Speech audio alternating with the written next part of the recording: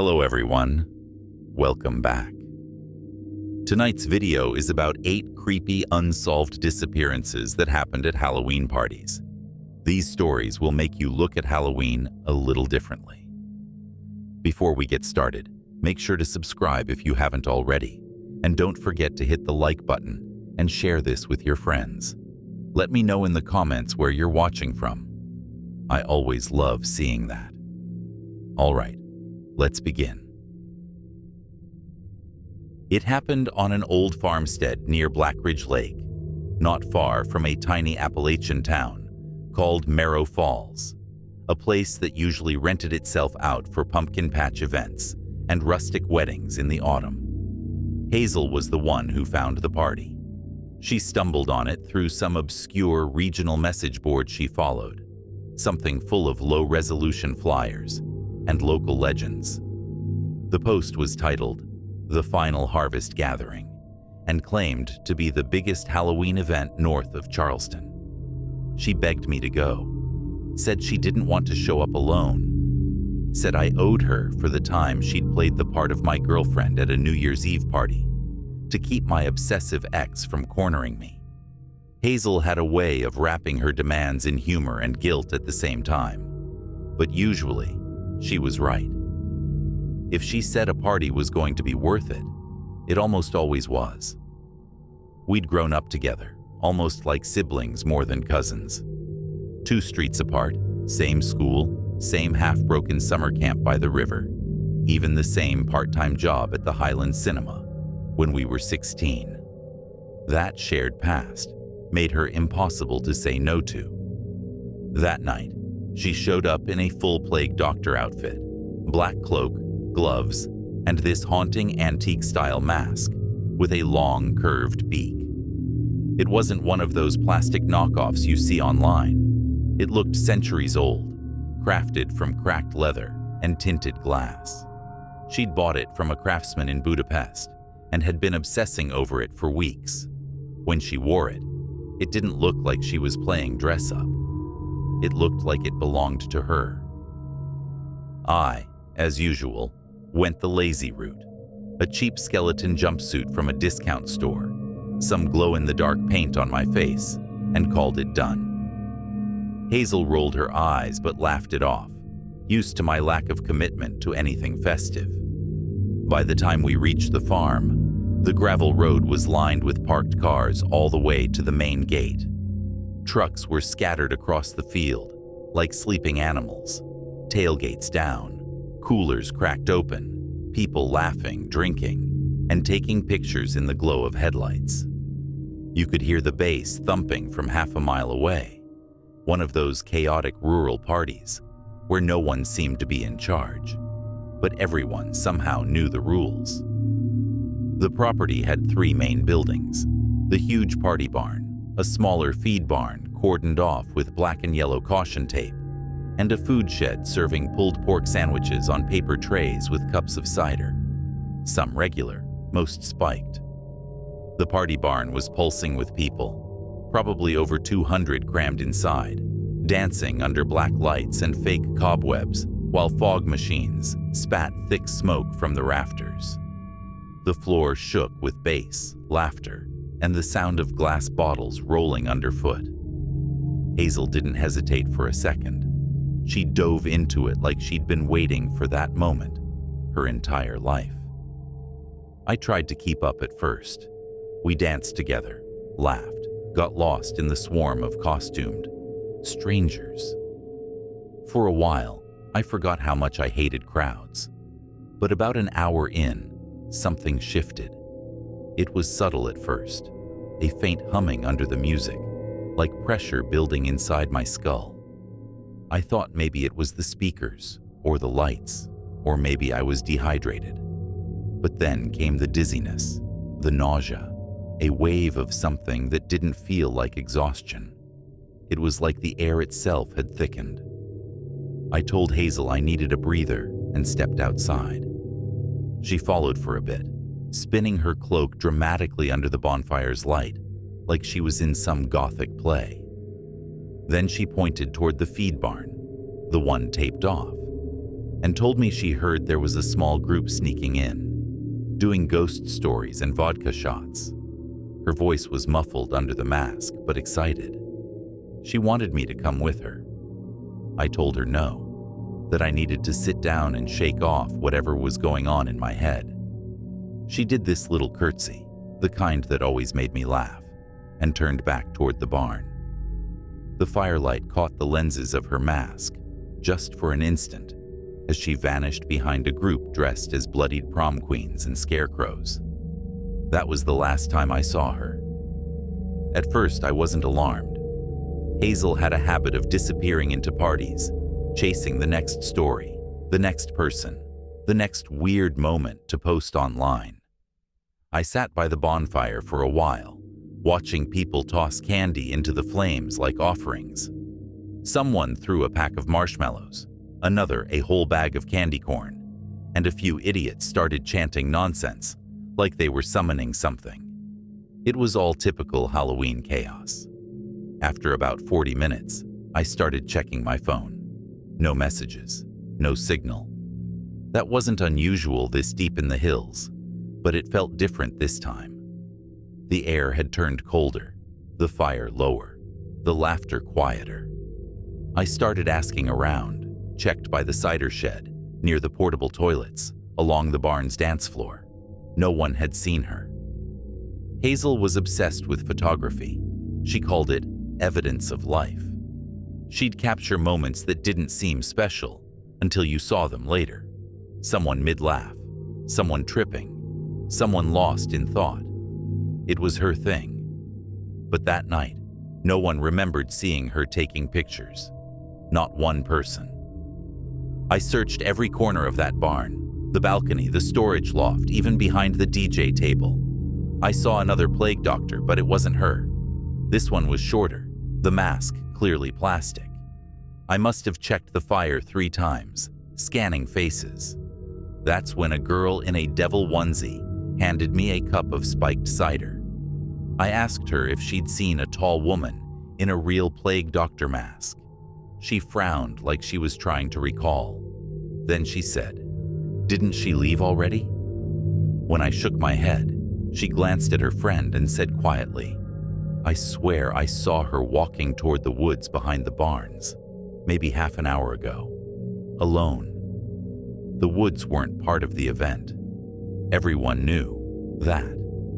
The back of the property sloped down toward the lake, fenced off with bright new caution tape and a generic private property "Keep Out" sign. When I got there, the tape was cut. Not torn, but cleanly snipped, like with scissors. I ducked under it and started down the trail, calling Hazel's name every few steps. The farther I went, the quieter it got. The bass from the barn faded until all I could hear was the crunch of leaves and the dry whisper of wind through branches. About 5 minutes in, I saw it. The mask. Lying in the center of the path, perfectly placed, face down, straps intact, not dirty or scuffed, just there. My stomach sank. I picked it up. The right lens had a tiny scratch, the same one Hazel made when she dropped it on the sidewalk the week before. It was definitely hers. I called her name again, louder this time. No answer. Then something moved in the brush to my left. Not footsteps, just a slow, deliberate rustling. I turned toward it, raised my phone's flashlight. Nothing, just trees, a breath of wind. I took one step back, and that's when I heard it. A whisper, directly behind me. One word, "Don't." I spun around, heart hammering, but there was no one there. The trail was empty. My light shook as I scanned the trees. Nothing but darkness. I clutched the mask tight and ran. Branches snapped at my face. The path seemed longer, twisted. By the time I broke through to the clearing, panting, the mask was gone.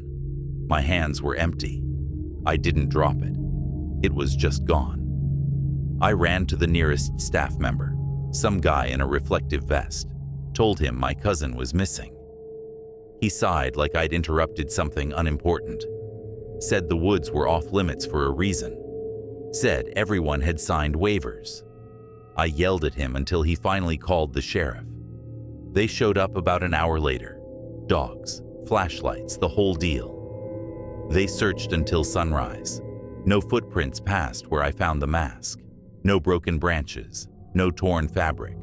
No sign that anyone besides me had even walked that trail. Hazel's phone stayed off. Her car was still in the parking lot the next morning. There were no pictures from that night. None on her phone. None from other guests. The only footage the sheriff's office found was from a security camera near the parking area. It showed us arriving just before 9:30 p.m. After that, nothing. Hazel's digital presence ended there. The search went on for weeks, then months. Flyers, posts, a podcast episode even. Nothing ever turned up. The farm was sold by the next spring. The new owners built a real fence around the woods. Metal posts, barbed wire, heavy signs that read, "No entry. Violators will be prosecuted." But every October, when the fog rolls in off Black Ridge Lake and the moon sits low over the hills, people still talk about the party, the last one ever held there. They say if you walk that same trail after midnight, you can hear music echoing faintly through the trees. And sometimes, if you stay long enough, you might catch a glimpse of a figure in black, her mask glinting just once in the dark before it disappears again. I was 27 that Halloween. My cousin Harper lived in a quiet Appalachian town, tucked deep in the hills of western North Carolina, near a sleepy place called Mill Creek Hollow. That night, she was hosting one of her legendary Halloween parties, the kind people in town talked about all year. I drove up from Asheville with Mason, my best friend since college. He couldn't stop grinning the whole ride, drumming his fingers on the dashboard and laughing at every ghost story that came on the radio. Mason had always been obsessed with that stuff. Haunted places, cursed trails, old legends. Once, he drove 4 hours just to see a supposedly haunted tunnel in Kentucky. We reached Harper's long gravel driveway a little after 8. The line of cars stretched down the shoulder of the road, headlights cutting through the fog rolling off the hills. Her farmhouse glowed with orange lights, coiled around the porch beams, fake cobwebs trailing in the wind, paper bats hanging from the eaves. Music thumped from inside, a pulsing beat that carried through the trees. The second I stepped out, I knew the party was already peaking. Harper met us on the porch. She wore a tattered wedding dress, stained lace, dirt smudges, her skin painted pale with shadows under her eyes. She looked like a bride who'd crawled up from her own grave. A thin veil hung crookedly over one eye, and fake blood streaked the side of her mouth. She grinned when she saw us. "You made it. And Mason," she added, turning toward him with a mischievous smile. "I built the best corn maze yet. No one's gotten through without bailing halfway." Mason's grin widened. "That sounds like a challenge," he said, already glancing toward the far end of the yard, where tall corn stalks loomed beyond the lantern light. He shot me a look that said, "You know I'm doing this right away." The yard was chaos in the best way. People in every kind of costume, laughing, dancing near the bonfire, or lining up by the bar table that Harper had turned into a drink station. Someone in a clown mask was handing out caramel popcorn. A couple dressed as skeletons were slow dancing to a remix of Monster Mash.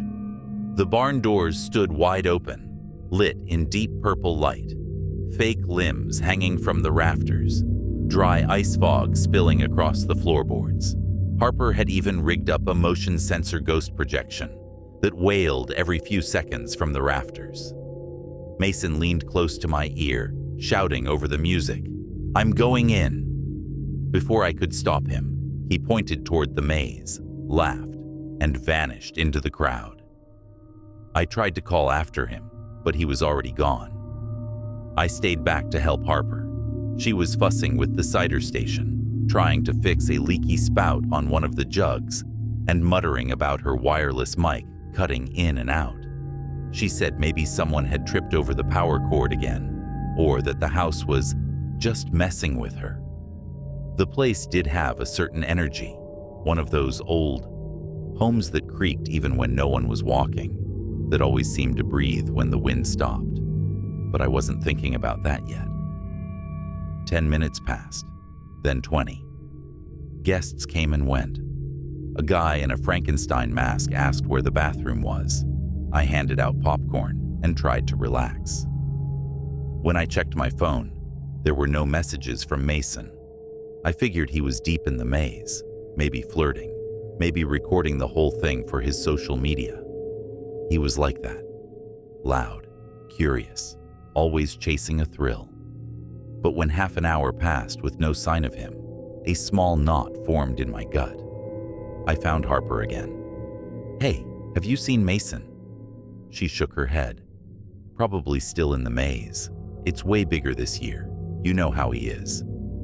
Yeah, I did. But Mason never stayed quiet this long. Even if he got lost, he'd text or post something. That silence felt wrong. I walked toward the maze entrance. It started behind a patch of trees, just far enough from the house that the sound of the music dimmed. Lanterns on wooden stakes lined the start of the path, glowing orange and gold. The walls were built of bundled corn stalks, and black tarp stretched tight between poles. Some sections sagged, flapping softly in the wind, almost like the maze was breathing. I stepped in and called, "Mason." My voice bounced back at me, dull and flat. The path twisted tightly, full of sharp turns and sudden dead ends blocked by fake skeletons or old scarecrows. At one junction, I hesitated. Left or right? I went left. The deeper I went, the darker it got. There was a fake coffin on the ground, with a speaker inside that played faint groaning sounds. A strobe light flickered nearby, making everything stutter in flashes of white. Then I saw something strange. A section of tarp was sagging heavily, the netting beside it torn, not cut neatly, but ripped open in jagged threads. It looked like something, or someone, had forced their way through. Beyond that flap was a small clearing, probably meant to be one of Harper's scare zones. A prop skeleton hung from a rope in the center, spinning lazily, its bones clinking against the wind. But the ground below it wasn't like the rest of the maze. It was fresh dirt, uneven, disturbed. I crouched down and saw them, footprints, bare ones, small, narrow, toes visible. They led away from the clearing, deeper into the corn. No footprints came back. I followed them for a few steps before they just stopped. The soil ahead looked untouched. No drag marks, no scuffs, just stillness. I stood there, shining my flashlight through the stalks, waiting for Mason to jump out laughing, to scare me like always. But there was nothing. Not a sound except the faint rattle of dry leaves. I backed out quickly, tripping over a fake severed leg. When I got back to the yard, I found Harper again, trying to calm people who'd noticed I was gone. "He's probably pranking you," she said, though her voice trembled, just slightly. "He helped me set up. He knows all the exits. Maybe he slipped out and he's watching you freak out." I wanted to believe that. I really did. But by 11, the music had stopped and whispers had taken over the party. Guests were leaving in clumps, eyes darting toward the tree line. A few stayed to help search. We checked the barn, the porch, the tool shed, even under the deck where Harper stacked firewood. Nothing. I went back into the maze with a stronger flashlight. The torn section of tarp was gone. Not just ripped down, completely missing, like someone had rolled it up and taken it. The clearing was still there, but now something new lay on the dirt. A black leather glove, thin, with a small tear along the seam of the thumb. Masons. He'd worn them as part of his costume, a vampire or magician, something flashy and dramatic. My stomach turned cold. I pocketed the glove and pressed deeper into the maze. There was no wind, but I could hear the corn shifting now and then, like someone brushing past it just out of sight. I called his name again, louder this time. The sound came back strange, almost warped. I saw one of the stalks bent sharply at its base, crushed into the ground. I pushed through, expecting another section of the maze, but instead stepped into the edge of the woods. The lantern light behind me was gone. The night was absolute. I called again, voice shaking, no answer. Then faintly, I heard something, not footsteps, a whisper, a breath, just one word. Wait. It came from somewhere to my right. I turned, shining my light, but all I saw were branches. My throat went dry. I took a step back, and the sound came again, closer now, as if right beside my ear. Wait. That's when I ran. I don't remember the path I took, only the way my heart hammered as I pushed through the corn until I burst out into the clearing by the porch. Harper was already on the phone with the sheriff. The deputies arrived within an hour, red and blue lights cutting through the fog. They walked the maze with us, spotted the torn netting, the footprints, the glove. They brought dogs. The dogs followed the scent through the maze, right up to that clearing, and stopped. The trail ended there, abruptly, like he'd stepped off the earth. They searched until dawn. Nothing. Mason's car was still parked in the driveway. His wallet was in the house, his phone charging by the fireplace. That night, I didn't sleep. I lay in the guest room staring at the ceiling, trying to make sense of it. At sunrise, Harper and I searched the property again. The fields, the pond, the woods, nothing. Guests avoided us, too nervous to talk. Someone muttered, "Crazy good Halloween stunt," and laughed, but no one joined in. Weeks passed. The police came back with drones, mapping every inch of the land. Harper hired a private investigator with thermal cameras and tracking dogs. They found nothing, not a scrap of clothing, not a footprint. The last time I visited that farmhouse was months later, in late spring. The cornfield was gone. Harper had it plowed under. The maize poles still lay stacked by the barn, covered in rust and vines. She told me she was moving, said she couldn't stand being there anymore. The new owners built a fence where the maze had been, with metal signs that said, "No trespassing. Keep out." But every October, people still drive by and swear they see something moving out there at night. A figure standing at the edge of the field, half in shadow, half in moonlight. And sometimes, if the wind is still, they say you can hear a whisper through the stalks, soft, almost familiar, calling a single name. It happened on Halloween night, 2 doors down from my place in a small Appalachian town near Beckley, West Virginia, right across the street from that empty lot with the rusted swing set and the fence that had been leaning for as long as I could remember. I'd lived on that street since I was a kid. My parents bought the house back when the neighborhood still had paper boys and porch lights on every night. The people throwing the party were new, a young couple who'd moved in that summer. I'd seen them watering their lawn a few times, waving if we crossed paths, but I didn't actually know their names until that night. They introduced themselves as Ezra and Lila. That was the first time I'd spoken to them for more than 5 seconds. About a week before Halloween, every house on our block got the same orange envelope in the mailbox. No stamp, no return address, just hand-delivered. Inside, written in neat black ink, were the words, "Costumes required, no phones, fun starts at 8. That was it. No house number, no RSVP, just that cryptic invitation. My girlfriend Tessa thought it was hilarious. She held it up like some mysterious artifact and said, "We're going." No question. She'd been talking about her costume since August, a plague doctor outfit, all black velvet with a long-beaked mask and thin leather gloves with silver rings that clicked when she moved her fingers. She loved that sort of theatrical creepiness. I didn't bother much, threw on a hoodie with a skeleton print and smudged some black paint around my eyes. When she saw me, she smirked. "You look like Death's intern," she said. We got to Ezra and Lila's house a few minutes past 8. From the outside, it looked pretty ordinary. One story, weathered siding, a sagging porch light. But when we stepped inside, everything changed. The place felt bigger than it should have been.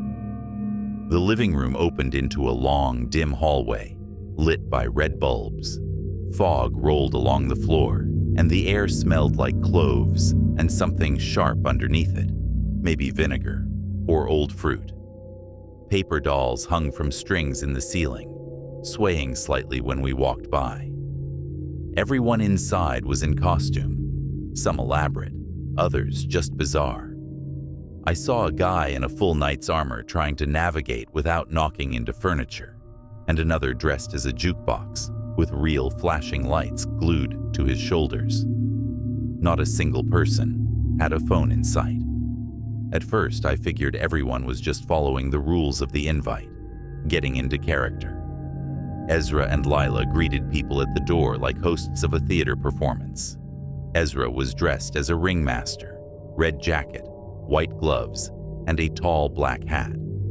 Lila had painted joints on her elbows and wrists, strings attached to her sleeves like a marionette, and both of them had solid black contacts that made their eyes look hollow. They smiled constantly, but it was the kind of smile that didn't move their eyes.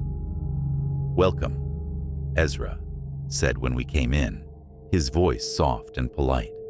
He handed us 2 cups of punch that smelled faintly of cinnamon and alcohol. Tessa stuck close for the first half hour, chatting with a couple dressed as twin wizards in matching blue robes and sparkly hats. The place was crowded but quiet in a strange way. Conversations were hushed, like everyone was whispering secrets. No music played, just a low hum of laughter and glasses clinking. Around 9, Tessa leaned close and whispered, "Let's explore." I should have known better. She always wanted to find the weirdest corners of any place we went. We slipped away from the main room and down that long hallway. Most of the doors were shut. One stood slightly open. Inside, a soft orange light flickered. Tessa pushed it open and grinned. "Oh my God, this is so creepy." The room was a small den-lined wall-to-wall with shelves of porcelain dolls, hundreds of them. Their cracked faces stared out from the shadows, glass eyes dulled by dust. Between the shelves hung old black and white photographs of people wearing masks, some elegant, some grotesque. I stepped closer to one. A man in a tuxedo with a paper bag over his head, standing beside a bride whose mask looked like a goat skull. I turned to say something to Tessa, but she wasn't beside me anymore. I assumed she'd ducked behind a shelf to scare me. It would have been exactly her kind of joke. "Okay, you got me," I said, peeking behind the door and around corners. Nothing. I walked back into the hall, looked both ways. No sign of her. I checked the kitchen, the living room, the backyard where a fake graveyard had been set up with people standing around a cauldron, bubbling with dry ice. Still no Tessa. I pulled out my phone. "Okay, where'd you go?" I texted. No response. I called, straight to voicemail.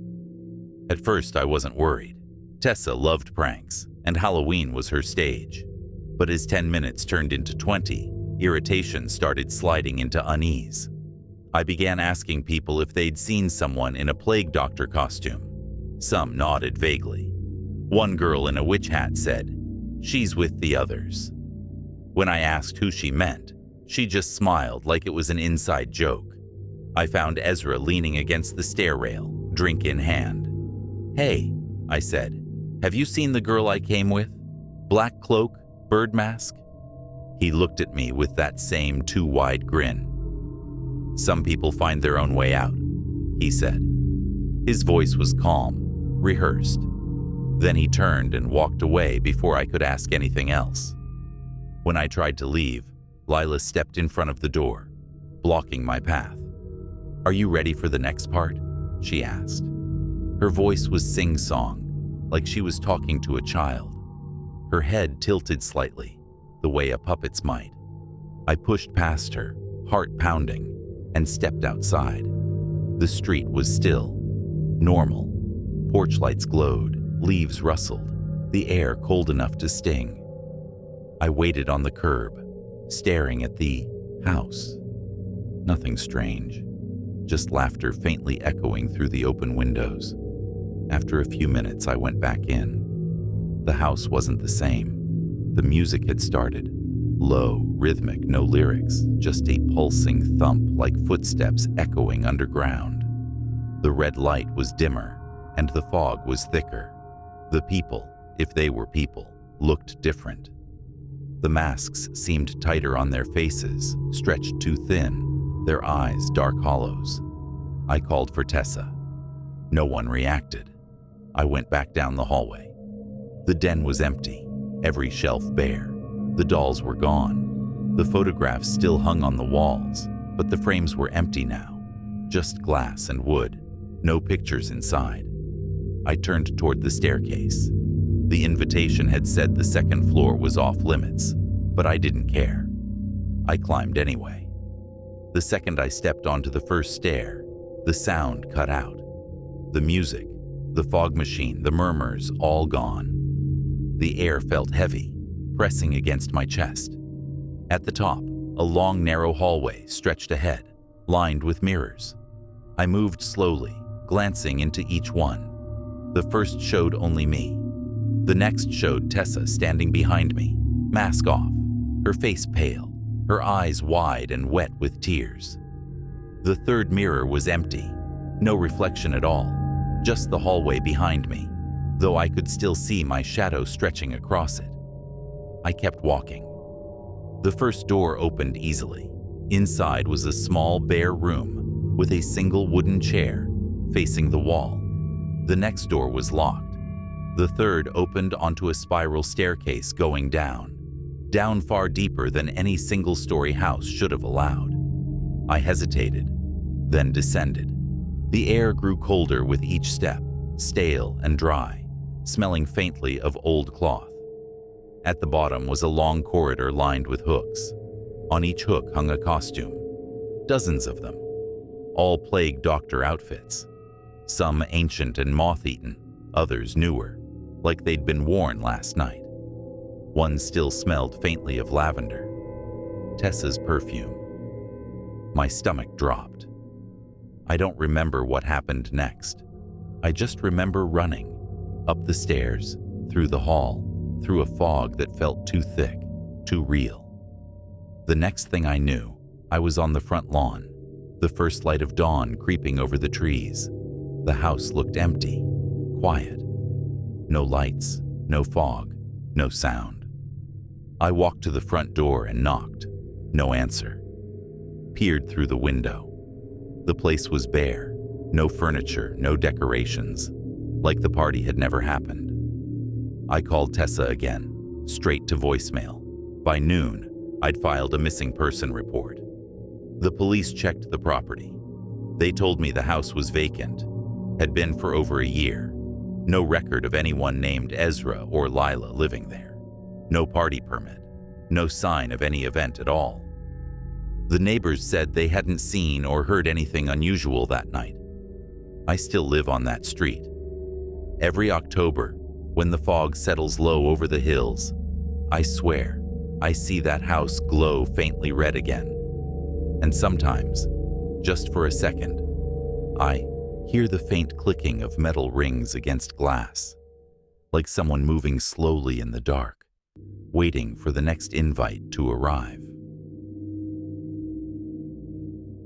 We were deep in western North Carolina for Halloween, tucked into the folds of the Blue Ridge Mountains, where the ridgelines curl like ribs and the trees creak and whisper, even when the wind dies.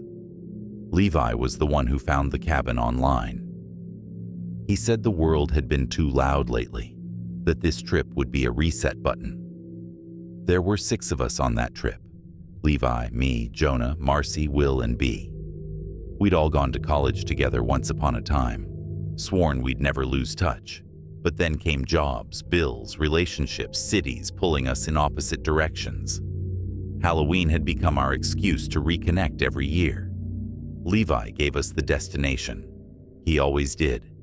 He drove out a day ahead of us, car packed with food, cases of cheap beer, and whatever decorations he'd picked up from thrift stores and gas stations. He texted me once before his signal dropped. "Cabin looks older than advertised." I figured that meant cobwebs, sagging floors, maybe a few raccoons. When I got there the next afternoon, I understood what he meant. The cabin looked like it had been swallowed and half digested by the forest. Trees pressed in close, the porch bowed, and the roofline sagged in the middle like a spine gone soft. The windows were old wavy glass, none of them matching, and the air inside smelled like wet bark and iron. Levi met me at the steps wearing a long gray coat he definitely didn't need, and holding a wooden mask carved into a human face with hollow eyes and a crooked smile. "Picked it up at some antique shop off Highway 19, he said, grinning. "Guy told me it might be cursed." He laughed when he said it, but there was that look in his eyes he always got before talking you into something stupid. That was Levi's specialty, walking the tightrope between joke and dare. By late afternoon, the rest of the crew had rolled in. We unpacked the cars, claimed our bunks, and got a fire going out back. The first few hours were perfect. We drank too much, burned hot dogs, and told old stories that still made us laugh until our sides hurt. For a while, it was like no time had passed at all. Then, without warning, the wind changed. It didn't build up or howl. It just flipped, sharp and sudden, slicing the warmth out of the air. The fire still burned, but it didn't seem to throw any heat. B joked that maybe the mountain ghosts didn't appreciate our music. Levi raised the mask like a toast. "Maybe they're here already," he said, laughing a little too hard. By midnight, the cold had sunk in deep enough that we moved inside. The cabin's single room flickered with lamplight and the hum of our half-drunken chatter. Marcy had been reading ghost folklore all week and pulled something up on her phone. A veil ritual, she called it. Supposedly, Halloween night was when the wall between the living and the dead was at its thinnest.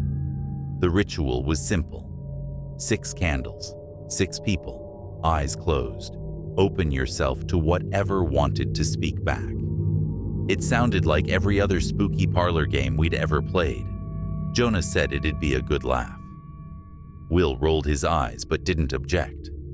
Levi was already lighting candles before anyone could vote. He wanted to lead, of course. He set the mask in front of him, its carved grin catching the light like something alive. We cleared a space on the floor and formed a loose circle around the flickering candles.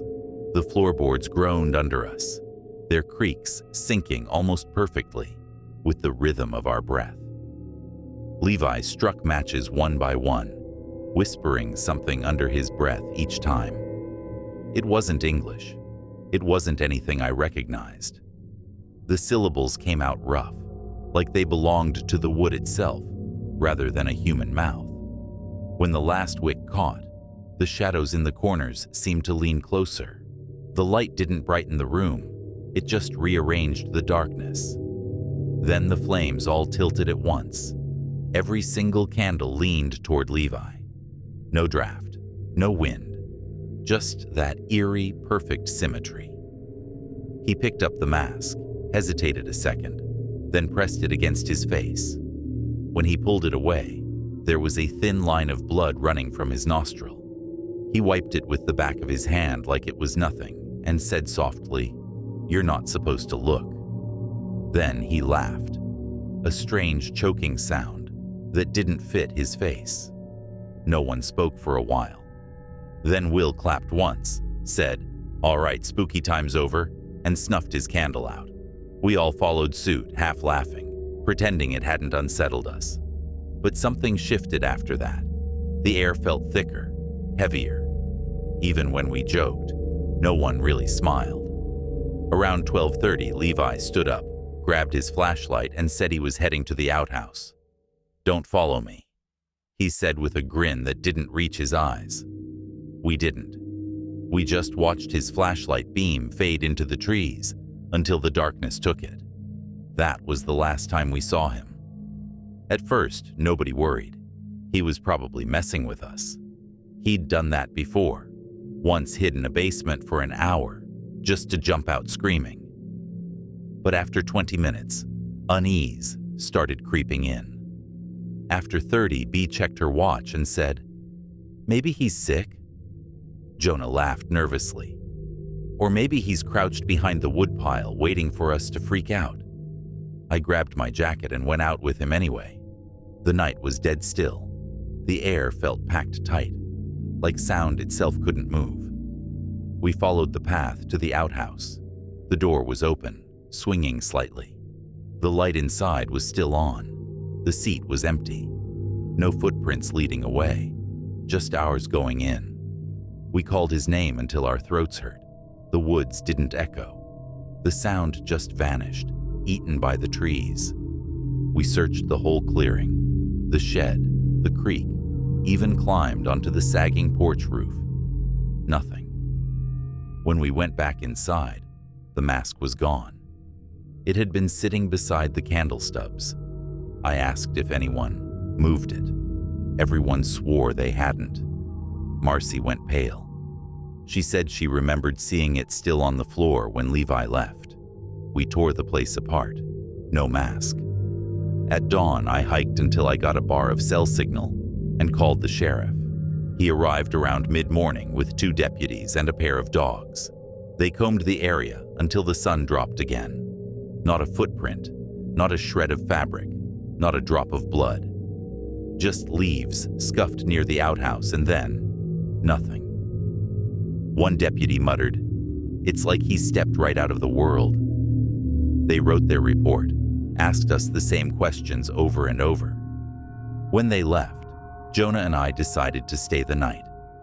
We sat by the fireplace, backs to the wall, talking only in whispers, half expecting the door to open and Levi to stroll in, laughing at how easy we were to scare. He never did. 3 days later, the sheriff called, said they'd found something by the creek. I drove back up.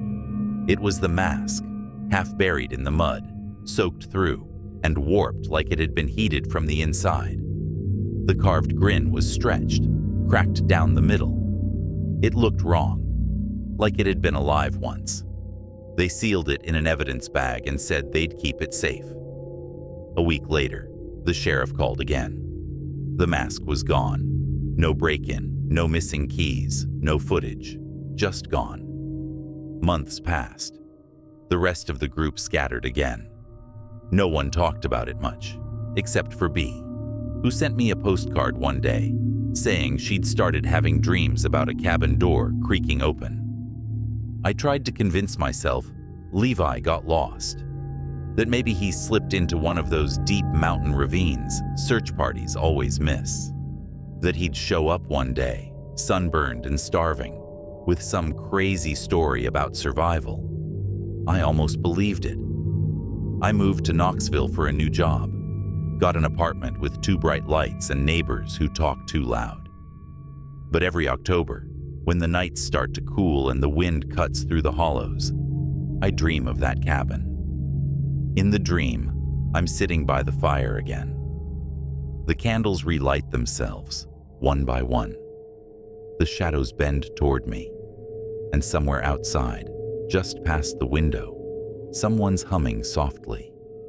Levi's voice, steady, calm, whispering words that sound like splintered wood. Then, always, I wake to the faint smell of wet iron on the air.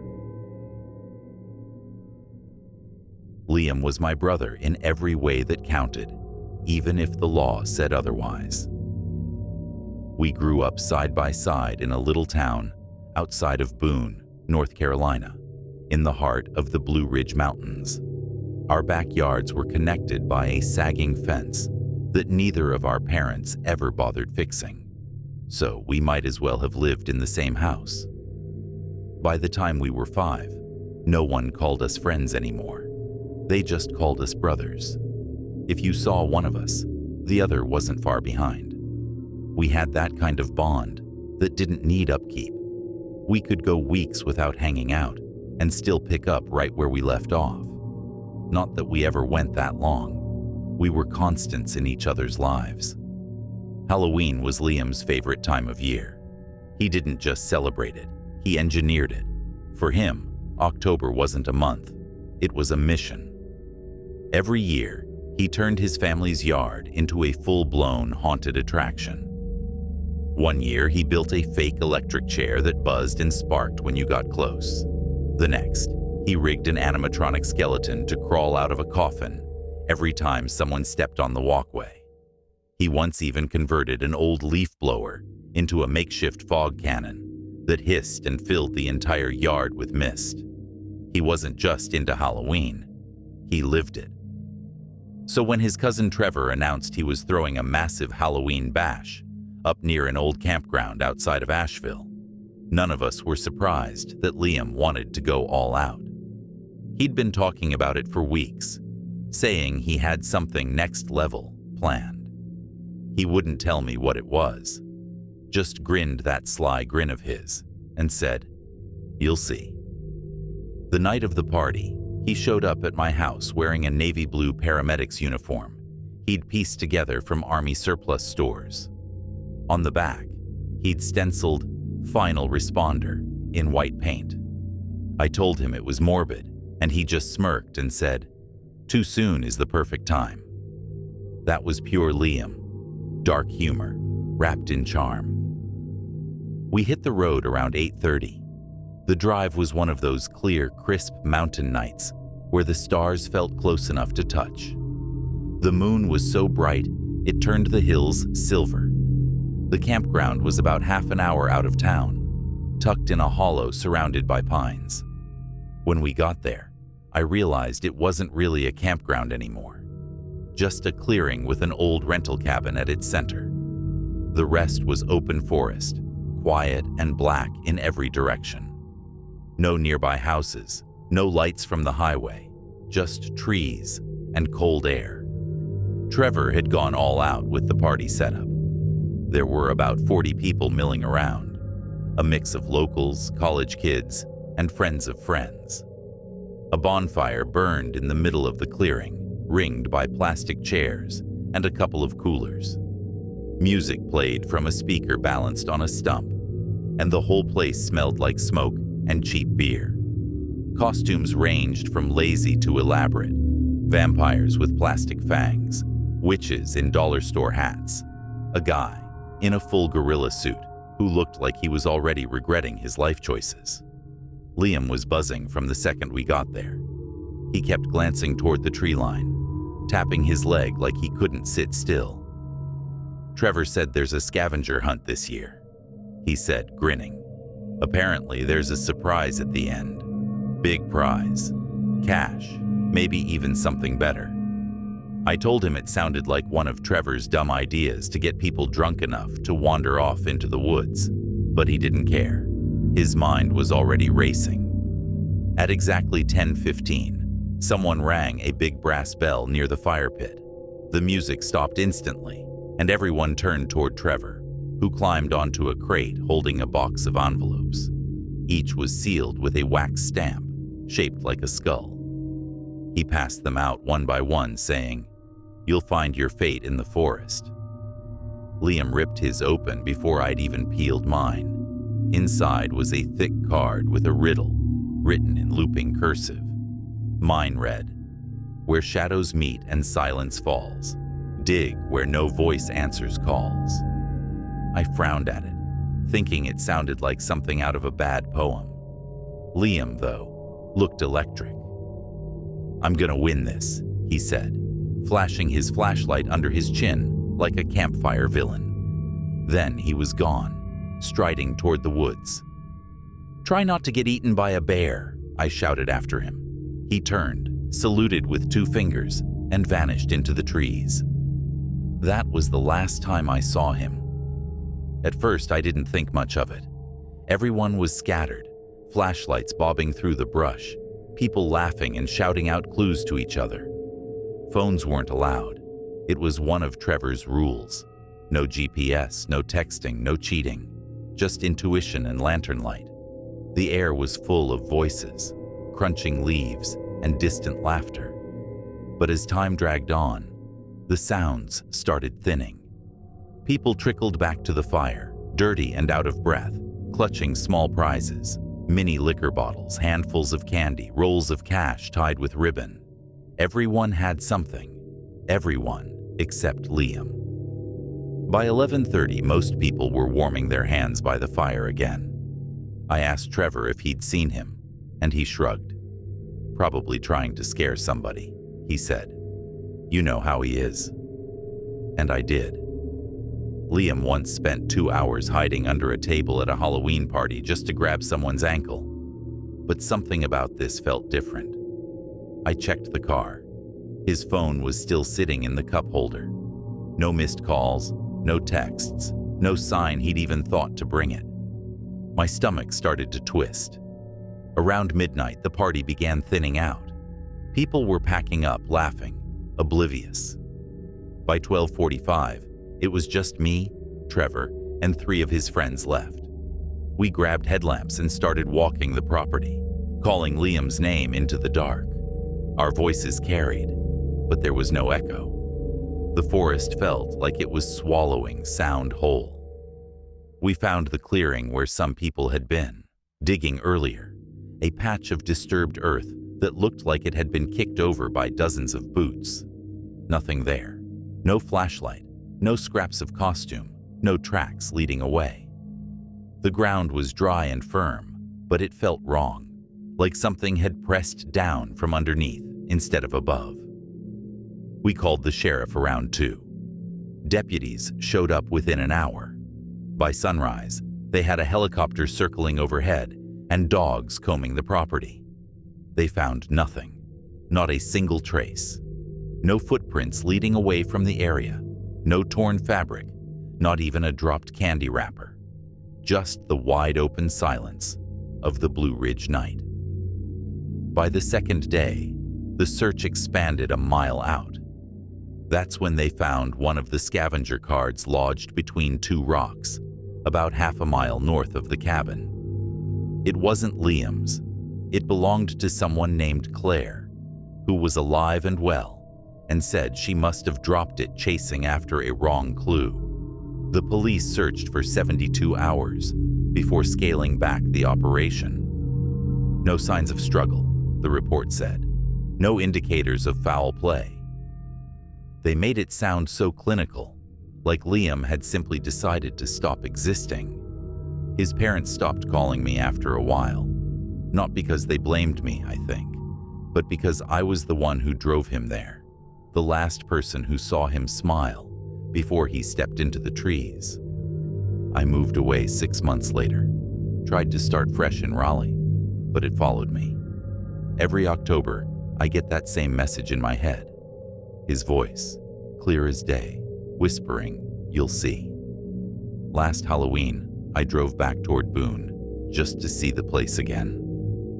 The road to the old campground was blocked with a rusted gate now, a no trespassing sign nailed to it. I parked and walked the last mile. The clearing was smaller than I remembered. The cabin was gone, burned down or torn apart by weather. All that was left were the stones of the old fire pit, blackened but still standing. I sat there for a while, staring into the trees, half expecting him to step out laughing, covered in dust, holding one of those wax-sealed envelopes. The forest was silent. Then, as the wind shifted, I heard it. A single ring of a bell. Not a jingle or a metallic clatter.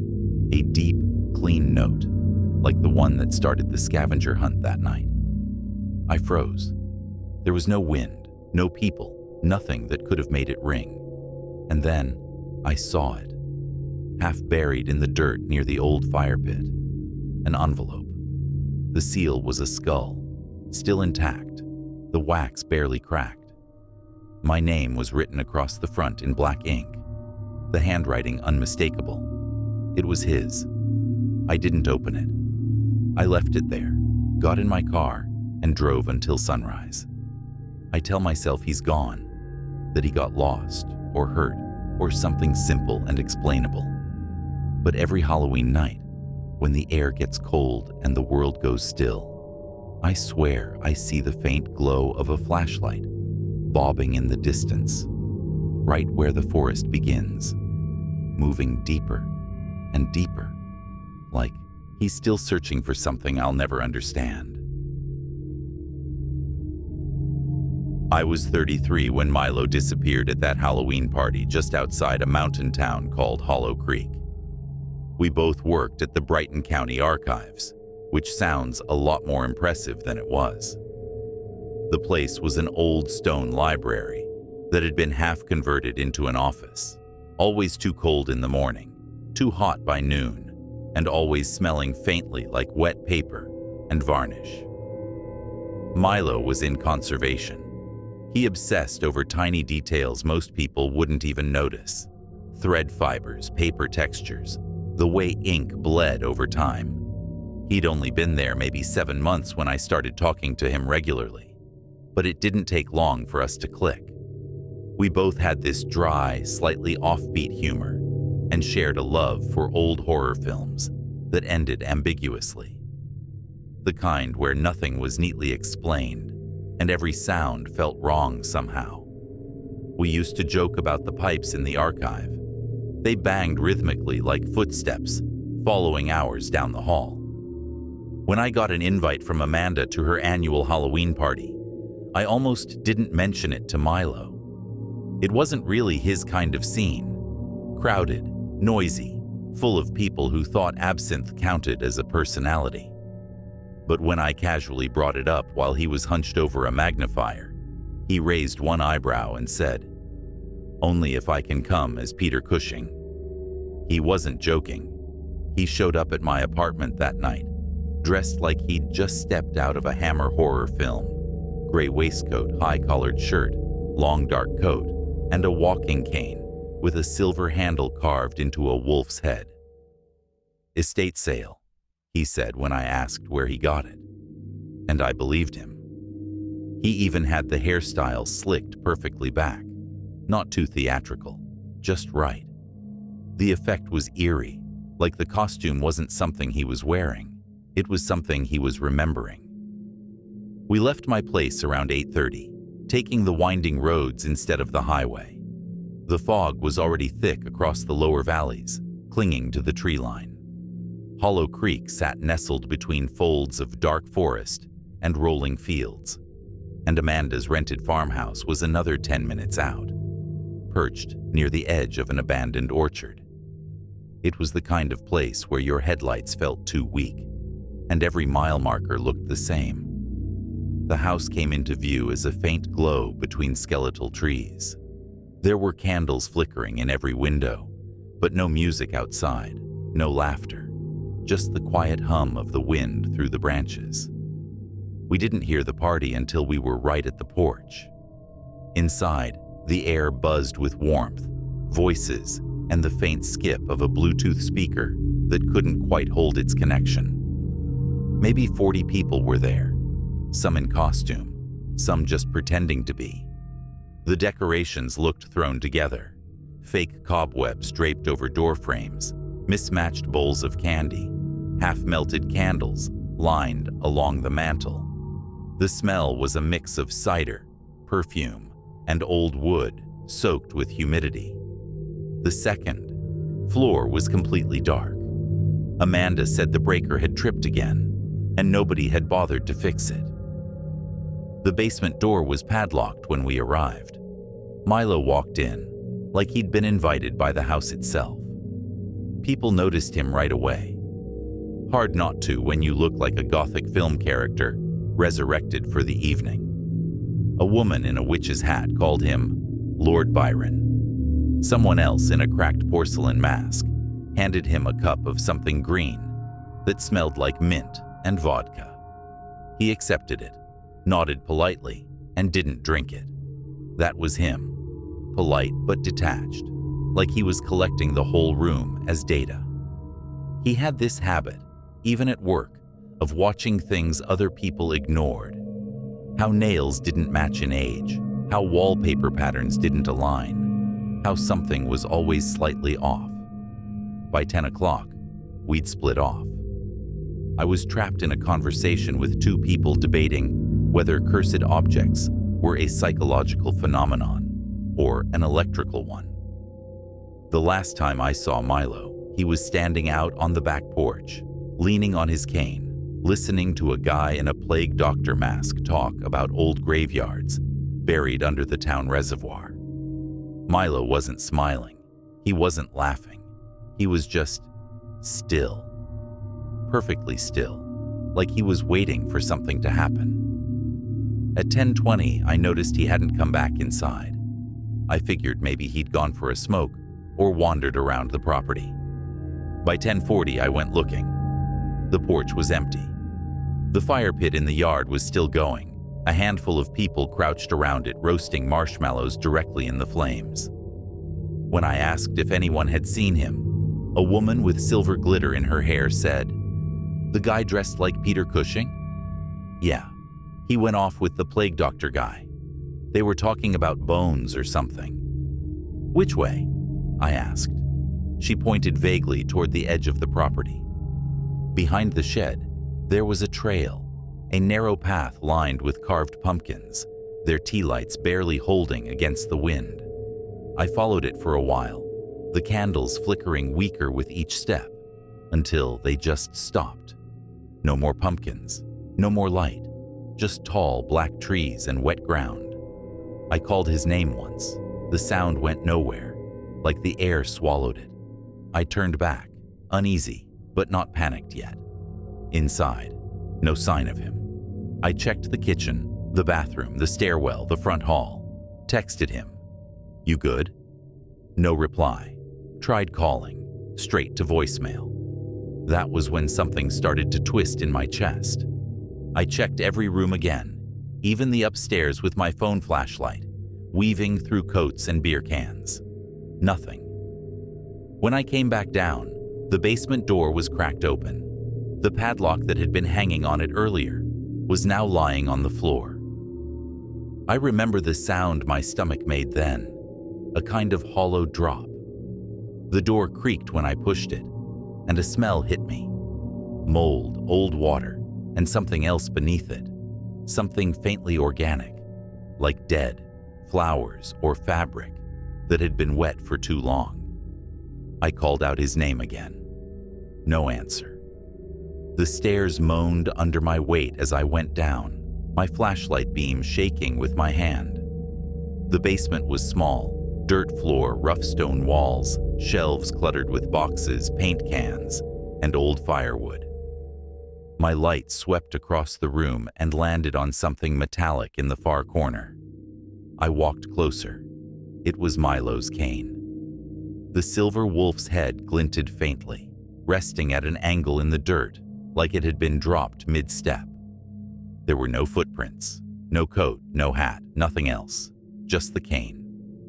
I climbed back up fast, nearly slipping, shut the door, and called the police.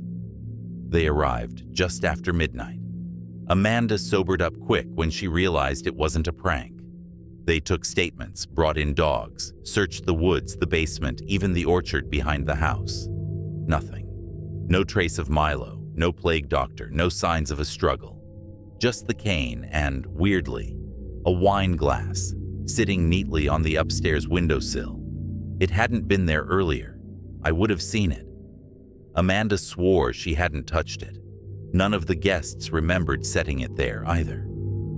The next morning, they widened the search to the nearby trails. Still nothing.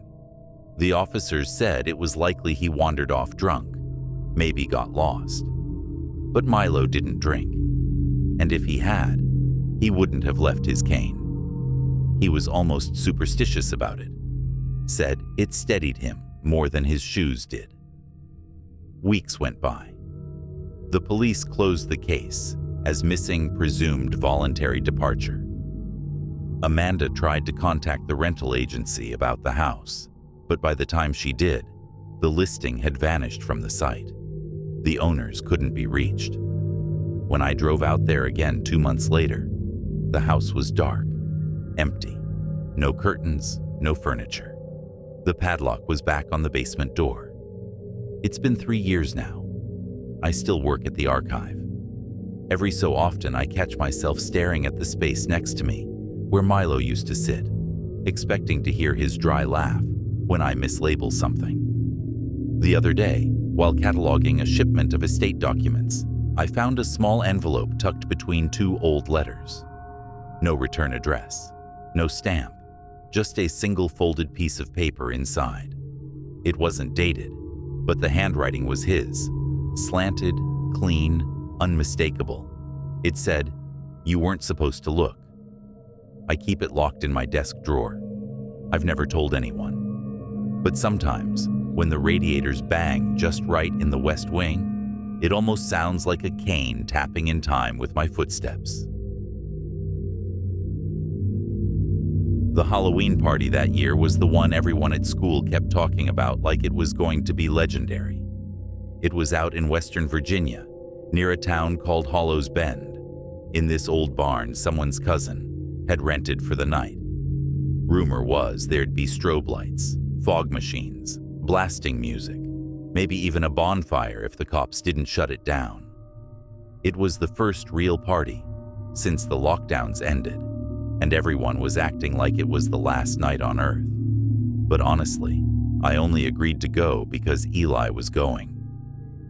Eli was my best friend, though best didn't really capture it. We'd known each other since middle school, quiet kids, both of us, the kind who hung back at the edge of crowds and noticed things other people didn't. Eli was the type of friend who'd slide half his lunch over without saying anything if he saw you forgot yours. The kind who'd sneak out with you on school nights just to sit in the bleachers and talk about weird dreams and dumb hypotheticals. He made life bearable, simple as that. So when he said, "Come on, you'll actually like this one," I gave in. His older brother Aaron drove us. We had to park along a long dirt road packed with cars, headlights slicing through fog. Even from there, we could see the barn glowing like something alive, lights pulsing through the slats, fog rolling out from the open doors. It didn't look like a school party. It looked like a rave that had been forgotten by God. Eli had gone all in on his costume this year. He'd built it himself, as usual. Full-on scarecrow. Burlap mask, with black thread stitched into a jagged smile. Frayed rope tied around his arms. Straw poking from every seam. He looked like something you'd see standing in a cornfield and keep driving.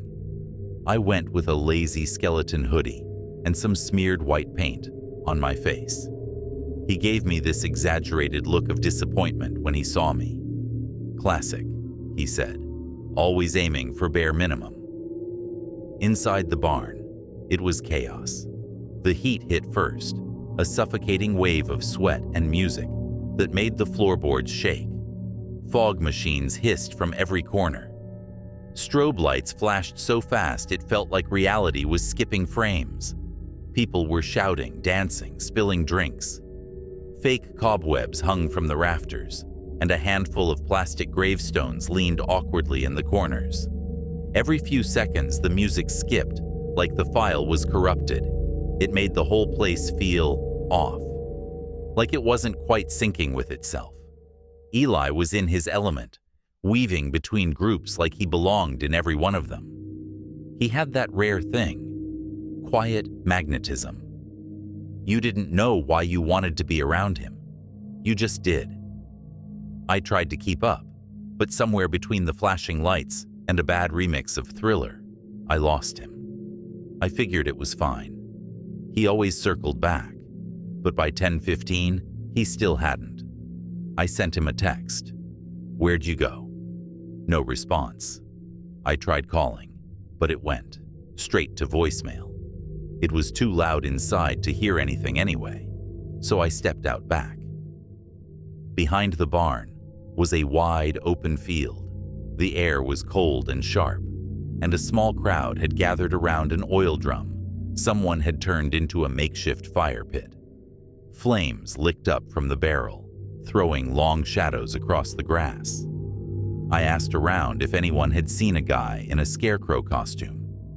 A girl in a witch's hat said she saw him head behind the barn with someone else. "Who?" I asked. She shrugged, frowning. Didn't recognize them. They were wearing a plain white mask. No costume, no expression, just white. I laughed, assuming she was drunk. A blank white mask? Come on. Still, I went around the back of the barn. The air smelled like hay and wet dirt. The floodlight over the door flickered weakly, barely lighting the edge of the field. The ground was soft from rain, and under the light, I saw them. 2 sets of footprints pressed into the mud. One large, deep set that looked like boots. The other smaller, lighter, familiar. Eli's. The tracks led straight toward the tree line about 50 feet back. I followed them, half expecting him to jump out from behind a tree and yell, "Boo!" But after a while, the boot prints stopped, just like that, mid-stride, in the middle of the field. Gone. Eli's prints went on for a few more steps, then stopped too, right beside an exposed tree root where something was tangled. Frayed rope. Same kind he'd used on his costume. I pulled it loose and turned toward the barn. The music inside kept pulsing, muffled by distance. People were still laughing, dancing, oblivious. I texted him again. "Where are you?" My phone buzzed almost immediately. New message from Eli. One word, help, no punctuation, no follow-up. I froze. The text didn't make sense. I stared at the screen, then typed back fast. "Where are you? Are you okay?" No reply. I tried calling again. Voicemail. My chest felt tight now, like the night itself was pressing down. I turned my flashlight toward the woods and ran. The beam cut through fog, barely lighting more than a few yards ahead. That's when I saw it. Something half sunk in the mud near a patch of roots. A boot. His boot. Still laced, still clean, sitting upright like someone had taken it off carefully and placed it there. I picked it up, felt how cold it was, and shouted his name into the dark. My voice vanished like it hit a wall. Not even an echo. Just fog and silence. I ran back toward the barn, shoved through the doors. Inside, nothing had changed. Music thumping, lights flashing. I found the guy hosting the party, some senior named Ryan, who looked like he was already regretting the whole thing, and told him my friend was missing. He laughed at first, said people wandered off all the time. When I showed him the text, his face changed. "Don't call the cops yet," he said quickly. "We'll find him. Just give it a minute." That was it for me. I walked outside, hands shaking, and dialed 911. The police showed up maybe 20 minutes later, headlights sweeping across the field. By then, half the party had cleared out. The ones still there acted like they didn't know anything. One guy swore he saw Eli talking to someone near the side entrance earlier. "Dude in a white mask and gray hoodie," he said. "Didn't talk to anyone else, just stood there watching." When the cops searched the woods, they found what I found. The footprints, the rope, the single boot. No blood, no signs of a fight, no phone. Just fog, mud, and emptiness. The next morning, it hit the local news. Teen disappears at Halloween party. The report was short. No suspects, no leads. Investigation ongoing. That was the last real update. By Christmas, no one mentioned it anymore. The police said they had no evidence of foul play, just unexplained circumstances. The barn was empty by then, the field abandoned. But I never stopped getting the messages. The first came 1 year later, on Halloween night, at exactly 10:32. Help. That was it. The same word, same timing, same unknown number. I called back, texted, nothing. The police traced it once, said the signal came from somewhere near the old barn. They searched again, still nothing. Last year I went back myself. The barn was falling apart, paint peeled, roof sagging, windows boarded up. The field was overgrown, weeds curling around the fence posts. I parked at the end of the same dirt road, headlights off, and waited. At 10:32, my phone buzzed. One message, help. Then another came in. This time, it was a photo. Low quality, grainy, looked like a still from an old video. I had to squint to make it out, but when I did, my stomach dropped. It was the rope, frayed, rough, the same kind he'd tied around his arms. And in the background, faint, but unmistakable, something smooth and white. A mask. That was last year. It's October again now. Tomorrow night's Halloween. I told myself I wouldn't go back, that it was over. But tonight, I keep hearing the wind rattle through the trees outside my window, and I swear it sounds like straw shifting.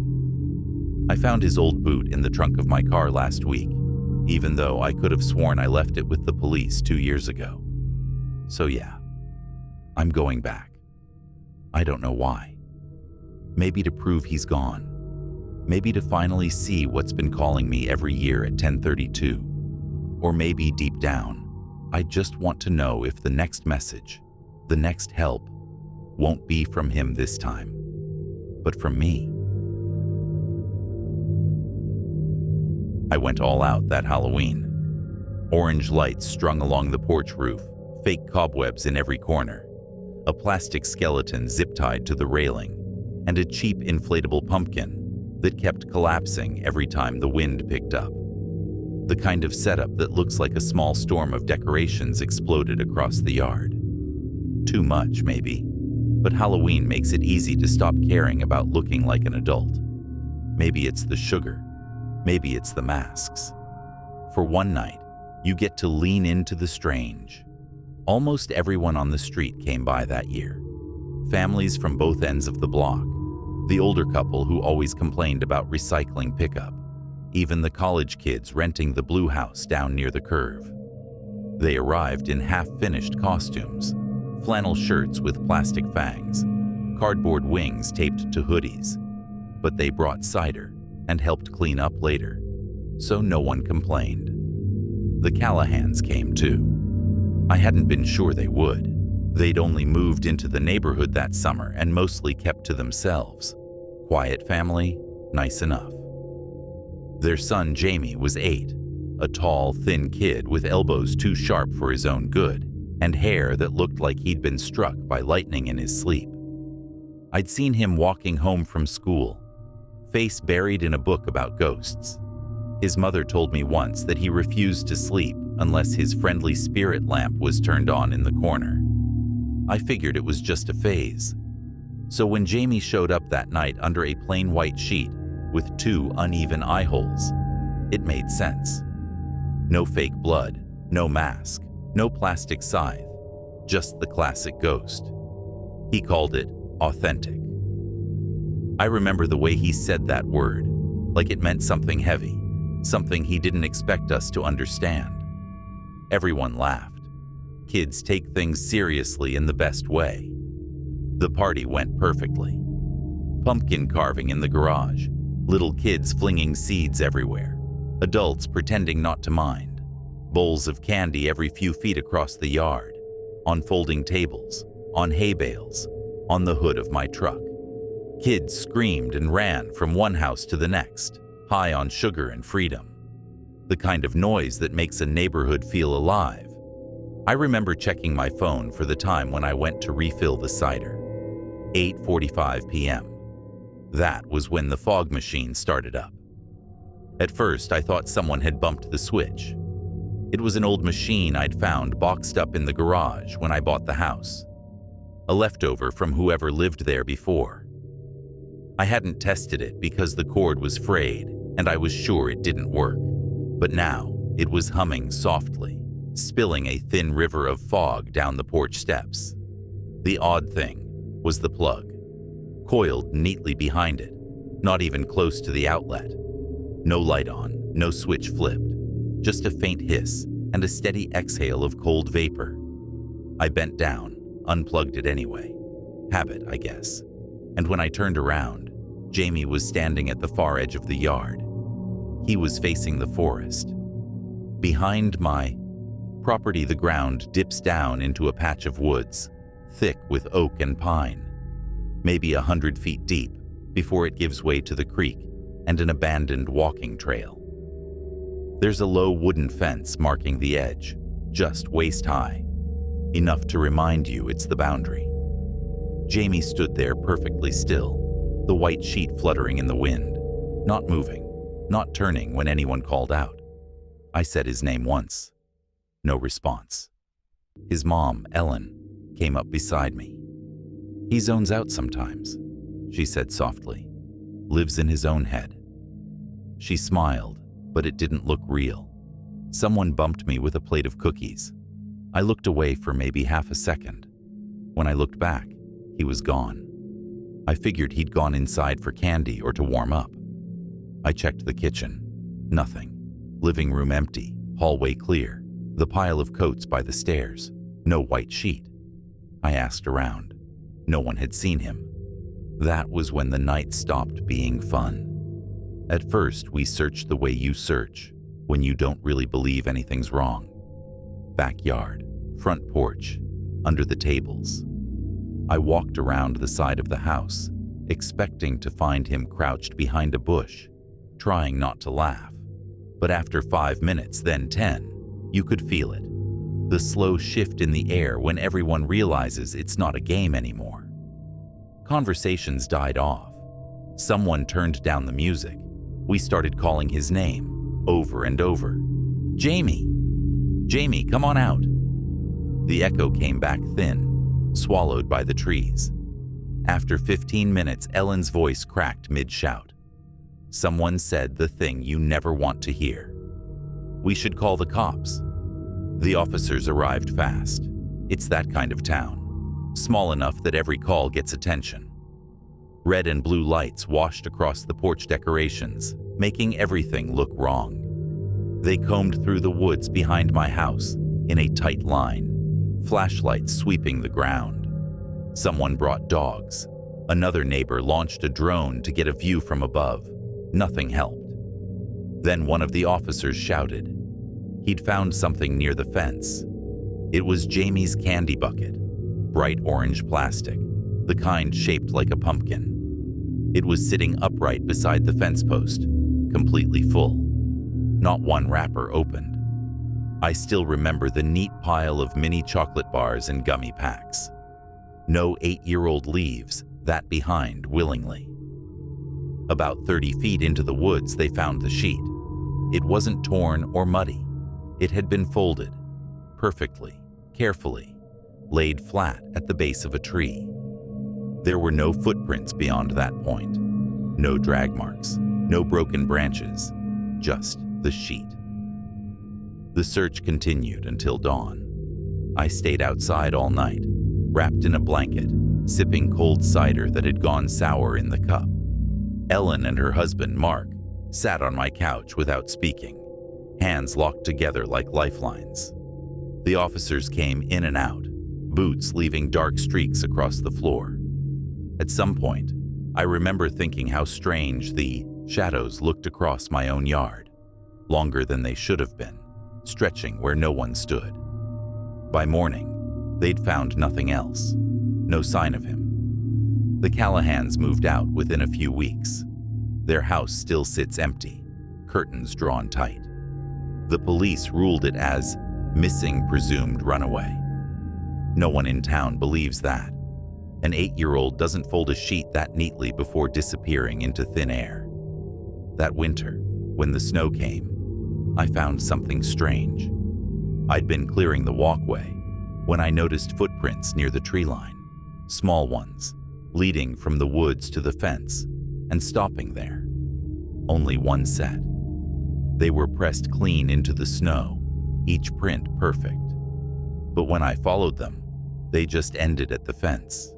Nothing on the other side. The next year, I told myself I wasn't going to decorate for Halloween, but habit won out. I hung the orange lights again, tied the same skeleton to the railing.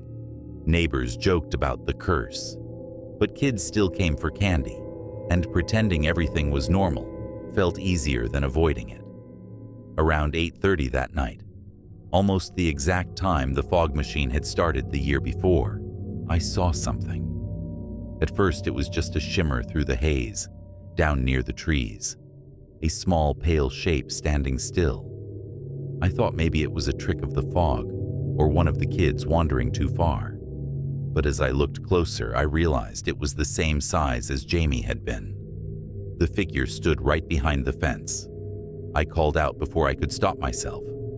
"Hey, you need to stay where I can see you." No answer, no movement. Just the faint ripple of the white shape in the fog. I grabbed a flashlight and stepped off the porch, heart pounding harder than I wanted to admit. By the time I reached the fence, the figure was gone. There were no footprints this time, just the faint impression of something heavy pressing the snow flat, as if something had been standing there for a long time and then lifted straight up. Every year since, I've decorated the same way. Same lights, same skeleton. The fog machine still sits in the garage, unplugged, but some years I wake up to find the porch covered in a thin mist anyway, curling down the steps just like before. I tell myself it's humidity, that it's nothing. But every Halloween night, right around 8:30, I catch myself staring at the edge of the woods, waiting for a small figure in a white sheet to appear just beyond the fence line. Still, silent, facing my house. And every year, I think I see it.